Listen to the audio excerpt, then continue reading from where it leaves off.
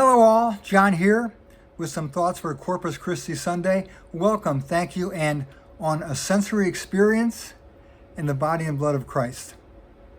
Years ago at work, one of my food technologist colleagues, Latoya, pulled together a sensory training session for the technical staff.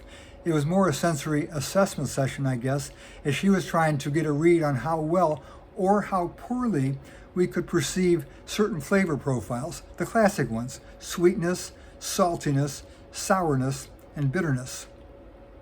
Latoya sent an email in advance of the training session a few days out to remind us all about it, and that was nice, but I've gotten several email reminders about upcoming meetings. Latoya's last sentence, though, really caught my attention. She wrote, "Please refrain from drinking coffee," and coffee is all bold, all caps, all underlined, for at least 30 minutes before you were scheduled to test, as this is a taste sensory test. Latoya presented each of us with 4 cups representing the stated flavor profiles. For the sweet sample, she just mixed water and sugar, and for salty, it was just water and salt. And for sour, it was water and citric acid, and for the bitter sample, it was interesting, I thought, it was water and caffeine.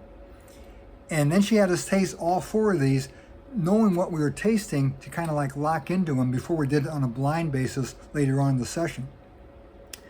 Well, I locked into sweetness right away, and salty right away, and sour right away. I got pretty good buds, I like to think. But the bitter one was hard for me. I got it eventually, and I got it subsequently in that blind panel I just mentioned, but again, it was hard for me.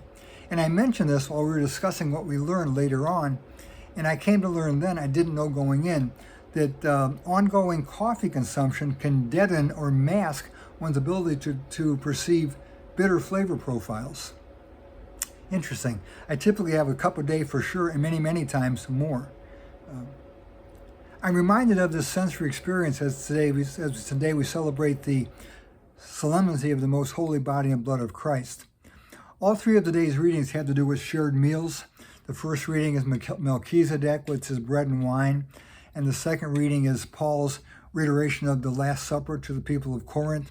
And the third reading has Jesus feeding the 5,000 to foreshadow the Eucharistic meal. I've long maintained that one of God's greatest gifts to humanity is a really good meal, and I've been blessed to have shared many. But look at the unbelievable meal we celebrate today, the body and blood of Christ. I don't get this, of course, none of it, but I embrace it, because if the old adage is true, if we are what we eat, then what better to feast upon than Christ himself?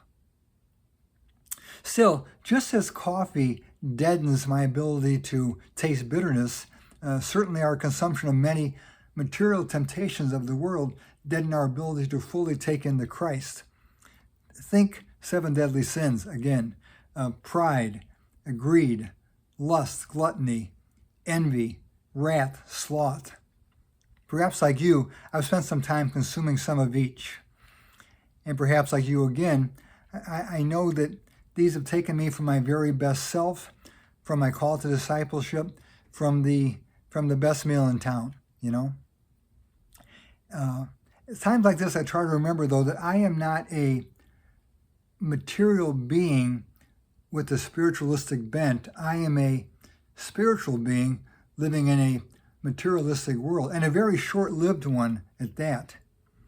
And junk food is junk food, you know, regardless of context.